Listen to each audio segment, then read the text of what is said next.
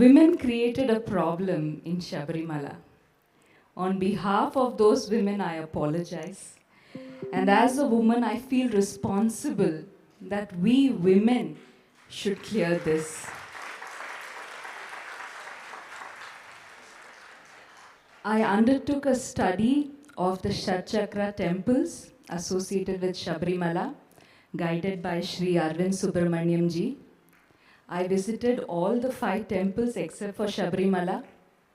I meditated in each of those temples to understand how the Chaitanyam of the temple impacts the female body. Every temple has a direct impact on the human body. It has a direct impact on our health. As devotees, you don't need to know this. You already know it through your experience.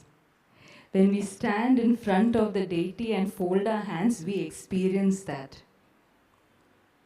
But when people ask this question and it goes to Supreme Court, how should we answer? It is not enough that we have faith, that we experienced it. We should be able to explain it. I have made a small attempt to explain that in this book. I will keep it very short. I will tell in just 2 lines. No, 3 minutes, no problem. 30 minutes. Thank you, You are Jayanji. also like Veeramani Raju. It is going very soothing. Coincidentally, tomorrow I am doing a session for Supreme Court advocates working on Shabarimala case in Delhi.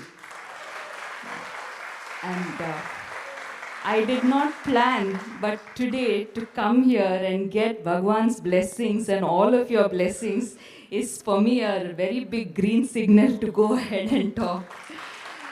So, thank you, Jayanji. Extremely grateful. What my study has revealed is that there are certain places which affect women's body differently. And Shabarimala is one of those places. If women in the menstrual age group enter Shabarimala, they will definitely have problems in the reproductive health. Their period will alter, they will have difficulty menstruating, and they could have severe menstrual disorders like PCOD and endometriosis. How and why I have explained in my book. There is one more temple in the Shatchakra temples where women in this age group are not allowed beyond a point, and that is the Aryan Kavu temple. I went there, but women could go up to a certain point. The minute I stood there and had the darshan of Bhagwan, I started tearing up. Now, for someone who has never even been to many temples, this was very strange. I started tearing up and I could not stop. And then I met Arvindji and asked him, what is there in Aryan Kavu? Why is it having such an effect? But I actually understood something. After visiting Aryan Kavu, my own cycle changed. And there is a reason for these restrictions. At the same time, I started my study from the Bhagavati temple in Chenganur. When I visited that temple, my cycle actually aligned with the earth's fertility cycle. That means you get your period with Amavasya. Every devotee who goes to Chenganur Bhagavati temple, if she is a woman in that age, she will experience how her health improves. But that same temple, I went the second time, there were at least 100 Ayyappa Swamis. And after visiting that, in the presence of those Ayyappa Swamis, my cycle was again disturbed. If just the presence of Ayyappa Swamis can do that to your cycle, imagine going to Shabarimala, how it will disturb your health.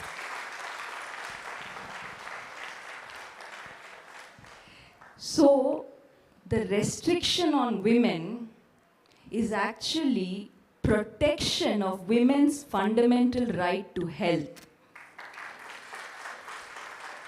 And Shabarimala, by passing this rule, has been protecting women, not discriminating.